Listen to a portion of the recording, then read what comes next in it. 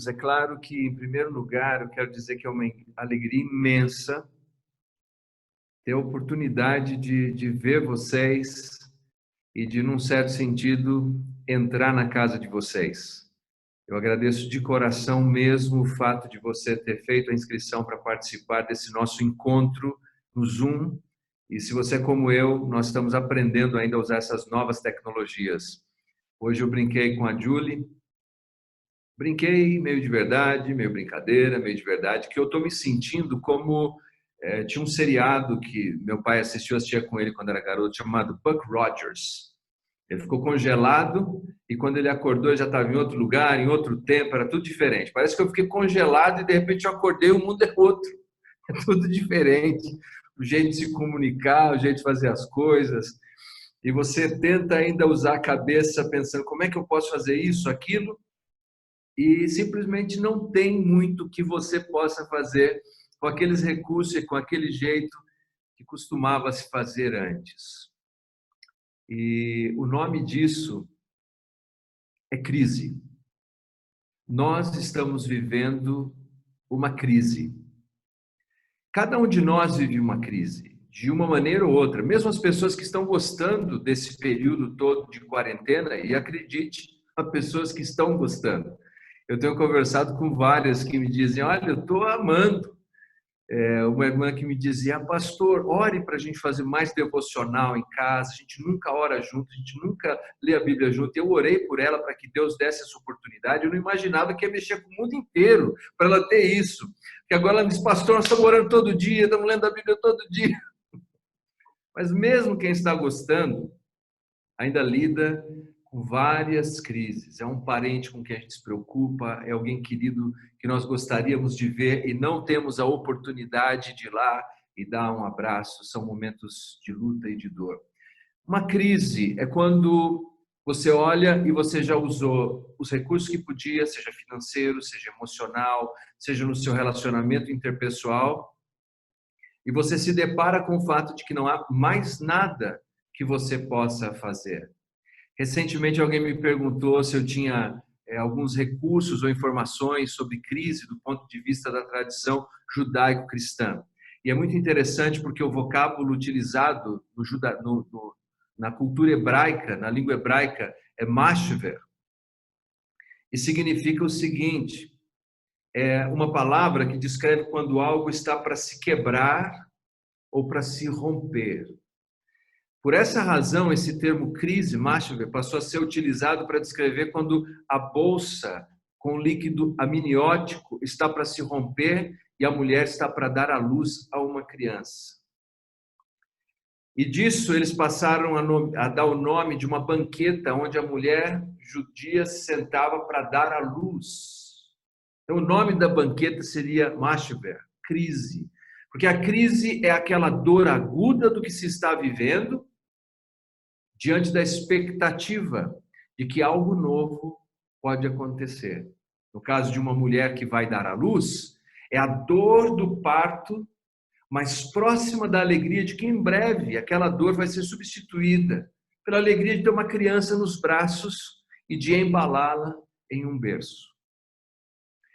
Crises são usadas por Deus, não se esqueça disso. Deus não quer que você negue a crise, Deus não quer que você finja que não existe, porque o nosso Deus se move dentro da realidade. E negar a realidade da nossa dor é negar a ação de Deus na nossa vida. Crise nos ajuda a apreciar o antídoto. Veja, ninguém aprecia o antídoto se não sabe a letalidade do veneno. Para apreciar a beleza e a maravilha do antídoto, nós temos que entender a dureza do veneno. Eu quero agradecer os irmãos que me abriram o espaço aqui do núcleo, porque quem faz parte do núcleo vem lendo o livro de Êxodo e trocando experiência semana após semana.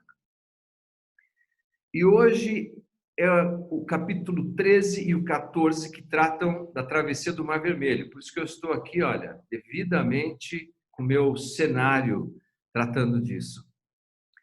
Quando nós paramos para pensar, mas refrescar um pouco a memória para aqueles que não estão acompanhando esses estudos, Vamos parar para pensar um pouco. A Bíblia, quando colocamos em cronologia o tempo de peregrinação, de escravidão e de sofrimento do povo de Israel, há dois números que surgem com frequência: 400 anos e 430 anos. Quando exatamente começou esse período é um campo de disputa da cronologia bíblica, o que não dá para a gente discutir aqui, porque essa tem que ser uma mensagem devocional. De todo modo, pense no seguinte: o povo de Israel não sofreu no Egito, por assim dizer, com o chicote no lombo, por 400 anos. Lembre que, minimamente, se vamos pegar a cronologia mais simples, enquanto José foi ministro, primeiro-ministro do Egito, qual era a situação do povo de Israel lá? De gozo, de alegria. Eles desfrutavam de todas as benécias daquela terra. E nós sabemos que ele começou a, por assim dizer, exercer a sua liderança com 30 anos de idade e foi morrer com talvez 110 anos. Então, há uma elasticidade de tempo em que o povo de Israel desfrutou. Sei lá, olha, domingo eu vou pescar no Rio Nilo, eu vou caçar crocodilo, eu vou andar de balsa. Eles desfrutavam daquela terra por anos. O livro de Êxodo nos diz, no primeiro capítulo, que o problema foi quando houve uma troca de poder no Egito, quando veio um novo rei que subiu ao trono. E nós sabemos que esse era um povo asiático semita, que eram conhecidos como Ixos, pastores reis ou reis estrangeiros, e que não se davam nem conheciam a história de Israel. Ali começa uma mudança e o chicote começa a vir sobre o lombo deles, a dificuldade começa a vir e eles agora são escravos de fato. Isso foi crise. Quando surgiu a crise, de quem se lembrou o povo de Israel? De Deus. Porque enquanto não existia crise, ninguém lembrava de Deus. Enquanto não existia crise, Deus era uma figura distante, desinteressante. Mas quando veio a crise, a dor, a angústia, o texto nos diz que eles clamaram ao Senhor. Agora veja você, todos nós oramos e nós temos o que eu chamo de oração de estúdio. Eu faço rádio há muitos anos, continuo fazendo rádio, e o rádio tem aquela oração de estúdio, em que você tem um certo cuidado com a maneira como você ora.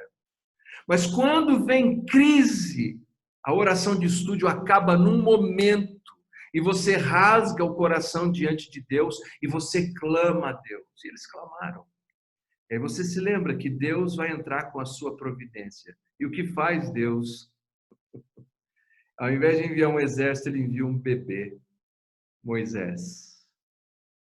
Moisés é tirado da água, Moshe, o nome dele, o que é exatamente uma ironia divina, porque o faraó, que se considerava um deus, dizia: joguem as crianças no rio Nilo, e a própria filha do faraó vai lá e tira o menino do rio, e ainda dá o nome dele de Moshe, tirado do rio. Esse Deus é tão grande, tão soberano, e ele está agindo no meio daquela situação de uma maneira tão extraordinária.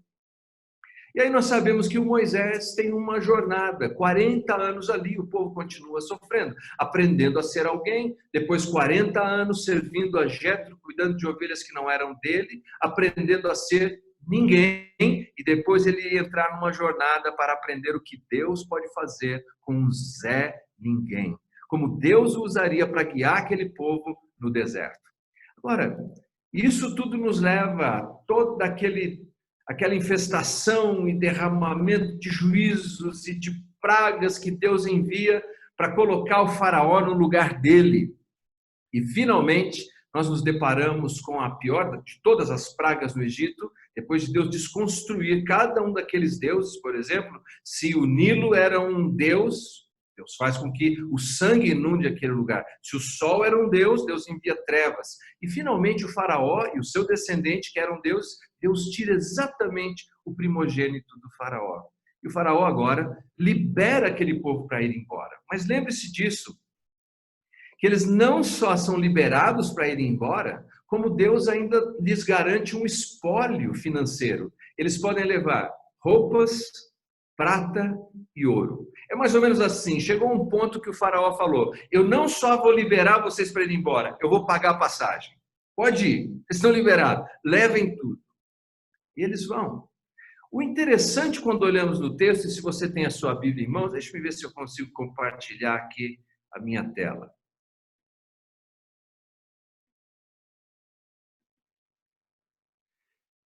Espero que tenha dado certo. Eu estou vendo o Paulo Ricardo. Se deu certo, levanta um dedo aí, Paulo. Deixa eu ver. Boa, joia. Veja só. Esse capítulo 13, versículo 17 e 18 diz assim: tendo o faraó deixado ir o povo, Deus não o levou pelo caminho da terra dos filisteus, posto que mais perto. Pois disse, para que porventura o povo não se arrependa, vendo a guerra, e torne ao Egito. Porém, Deus fez o povo rodear pelo caminho do deserto, perto do Mar Vermelho, e arregimentados subiram os filhos de Israel do Egito. Você notou o que a palavra de Deus nos diz? Que tinha um caminho muito mais curto, que bastava com que eles seguissem ali a faixa do mar Mediterrâneo com uma vista bonita, e rapidamente eles chegariam na terra prometida. Quando nós estamos em crise, nós clamamos a Deus e nós queremos que Deus nos tire rapidamente da crise. Nós queremos um caminho curto, mas entenda, na sabedoria divina, nem sempre o caminho mais curto é o melhor caminho. Aquele não era o melhor caminho. E Deus os levou em direção ao Mar Vermelho. Quando consideramos isso, eu me coloco um pouco nas sandálias dessas pessoas. Você, de repente, ora pedindo a Deus um livramento porque estava vivendo uma crise. E Deus parece que respondeu a sua oração. Você falou, olha, estou liberto, estou livre, saí do Egito. E aí Deus nos vem com uma nova história. Deixa eu compartilhar com você aqui de novo.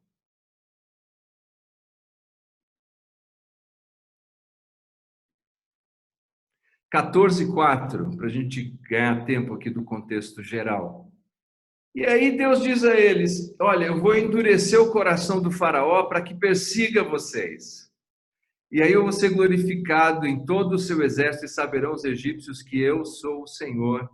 E eles assim o fizeram. Endurecerei o coração do faraó. Poxa, Deus, espera aí, eu acabei de orar para o Senhor me livrar da crise. Saí do Egito. Agora o Senhor me vem com essa notícia de que vai endurecer de novo o coração do faraó e que o faraó vai vir me perseguindo. Mas que história é essa? Uma consideração importante sobre o endurecimento do coração do faraó. Quando a Bíblia nos diz que Deus endureceu o coração de Faraó, nós precisamos lembrar que no capítulo 8, primeiro o Faraó endureceu o próprio coração. Veja você, o juízo de Deus muitas vezes é dar aquilo que a pessoa deseja. Sabia disso? O juízo de Deus muitas vezes é dar aquilo que a pessoa deseja. Mais ou menos assim, o Faraó endureceu o coração no capítulo 8, e Deus disse assim, você quer um coração duro? Eu vou te dar um coração ainda mais duro. Mas Deus não fez com que ele fizesse algo que ele não desejasse fazer. Deus endureceu o coração dele para que ele fizesse tudo o que ele desejava fazer e sofresse as consequências daquele desejo. O apóstolo Paulo, lá em Romanos, capítulo 1, explica isso. E ele usa várias vezes o mesmo verbo, dizendo, Deus os entregou. Deus os entregou. O que quer dizer isso? Que quando alguém acaba por desejar aquilo que não é a vontade de Deus, Deus pode muitas vezes trazer o seu juízo simplesmente permitindo que a pessoa tenha aquilo. Foi exatamente o que fez Deus. Porque um coração endurecido, meus queridos, é um coração rebelde a Deus. É um coração que não se importa com o que Deus diz ou com o que Deus revela como sua vontade. Lá vem Faraó, perseguindo terrivelmente esse povo. E o texto nos fala algumas coisas interessantes que eu gostaria de ler aqui brevemente para vocês. Veja o que acontece no capítulo 14. Quando o povo percebe que o faraó está vindo atrás deles com 600 carruagens, quer dizer, com tanques de guerra atrás deles, eles ficam desesperados. E o que eles fazem diante dessa nova crise? Eles clamam a Deus novamente. Clamam a Deus.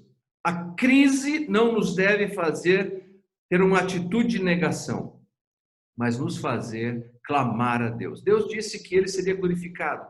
Veja, o objetivo da crise, quando Deus permite em nossas vidas, é que possamos conhecê-lo melhor.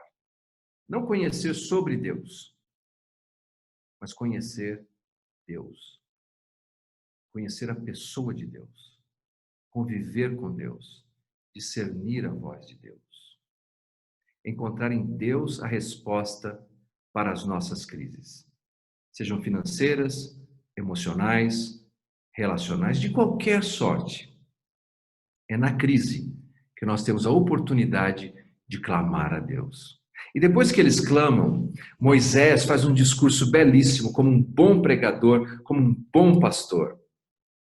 Moisés diz a eles que eles não deveriam ter medo algum, porque o Senhor faria um grande livramento. O interessante é que Deus chama a atenção de Moisés e diz assim, olha só. Disse o Senhor a Moisés, versículo 15, disse o Senhor a Moisés, por que clamas a mim? O interessante é que no texto não há registro de Moisés clamar ao Senhor. Há registro do povo clamar ao Senhor. E Moisés fazer um discurso belíssimo nos versículos anteriores. Olha o 13. Moisés, porém, respondeu ao povo, não temais, aquietai-vos, vede o livramento que o Senhor hoje vos fará. É o pastor, é o pregador, no púlpito, cheio de coragem, cheio de ousadia. Mas eu creio que Deus via o coração de Moisés. Um coração que talvez estava atemorizado, inseguro, cheio de dúvidas. E lá dentro, não na frente de todos, ele também clamava. E Deus disse, Moisés, não precisa clamar. Marche.